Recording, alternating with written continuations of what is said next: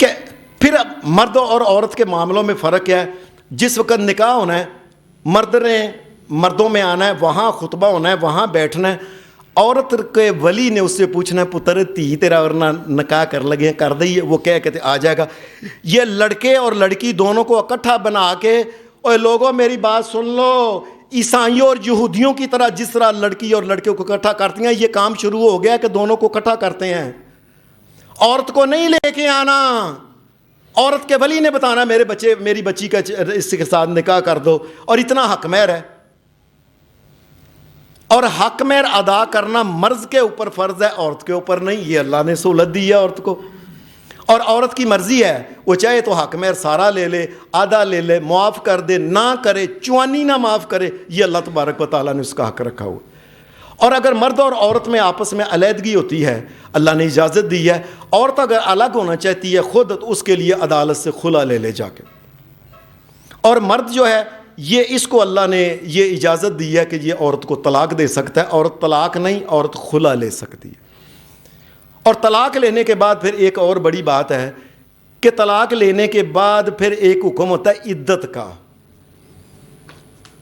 اگر کسی عورت نے طلاق خود لی ہے، جسے کہتے ہیں خلا، اس کو طلاق نہیں کہتے، خود اگر کہے خلا لے تو اس کے لیے 2 پیریڈ جو ہیں یہ گزرنے ضروری ہیں، اس کے بعد یہ نکاح کر سکتی ہے۔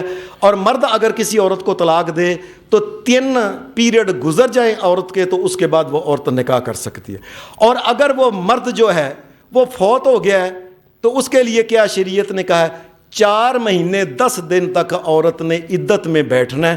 یاد رکھنا ہے لفظ ہم نے بنایا ہوا ہے ہندوؤں سے لے کے سوگ، یہ سوگ نہیں، یہ اللہ کا ایک حکم ہے۔ اور کبھی پریشانیاں زندگی کا ساتھی چلا جائے تو 100 سال بعد بھی نہیں بھولتا، آپ کیا کہتے ہیں، افسوس مک جاتا ہے کوئی؟ یہ اللہ کا حکم ہے۔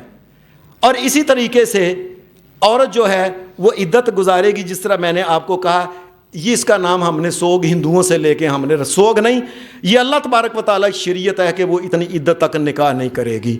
یہ اللہ کو پتہ ہے کیوں کہ اللہ تبارک و تعالیٰ نے اس لیے رکھا ہے کہ شاید عورت کے پیٹ میں بچہ نہ ہو، پتہ چلے بچہ کسے، اگلا بندہ لوئی نہ میرا بچہ ہی نہیں ہوا کہ فلانا، ایک نویں جھگڑے، اللہ تبارک و تعالیٰ نے جھگڑے سارے ختم کر، سیدھی گل ہے 4 مہینے 10 دن تک انتظار کرے، اگر وہ اس کا خاوند فوت ہو گیا ہے، اور اگر فوت نہیں ویسے طلاق ہو تو 3 وہ پیریڈ تک عورت جو ہے نا وہ انتظار کرنے کے بعد کہ میں پاک ہوں تو پھر نکاح کر سکتی ہے، اگر پیٹ میں بچہ ہو تو عورت نکاح نہیں کر سکتی۔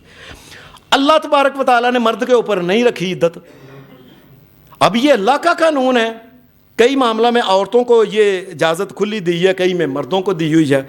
اور پھر اللہ تبارک و تعالیٰ نے اتنا خیال رکھا ہے کہ عورت اور مرد کے جو کپڑے ہیں، یہ یہاں تک کہ کفن بھی مرد کے 3 کپڑے ہیں، ایک چھوٹی نیچے اندر سے چادر جو اوپر سے آئی ہوئی ہے، اور 2 چادریں ویسے، 3 چادریں مرد کے کفن کی، عورت کے لیے 5 چادریں ہیں، ایک جس کے ساتھ اس کا سینہ باندھا جاتا ہے، اور ایک حفاظت میں عزت کے لیے، اور ایک اس کے سر کو باندھنے کے لیے۔ عورت کے کپڑے 5 ہیں، مرد کے کپڑے 3 ہیں، یہ اللہ کی شریعت ہے۔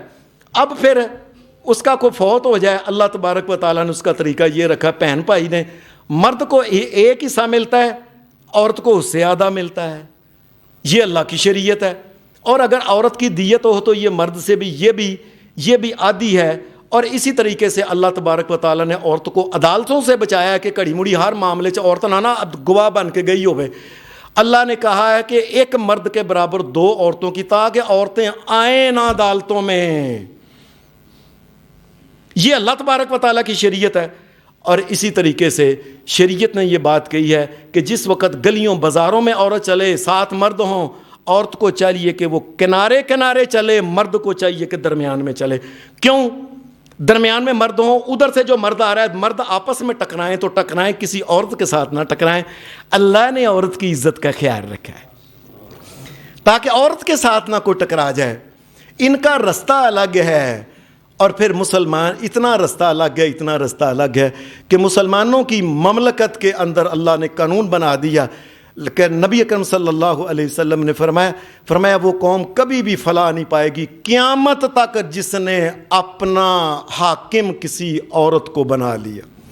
اج کل تو عورت کو اگے اگے لیا کے کوئی دھی نوں اگے لیا کے جلسے کرتا پیا, کوئی پتر نوں اگے لیا, کوئی بھین نوں اگے لیا کے جلسے کرتا پیا. اے ہم نے تو قرآن و سنت کی بات کرنی ہے, بے تڑک واشگاف کرنی ہے.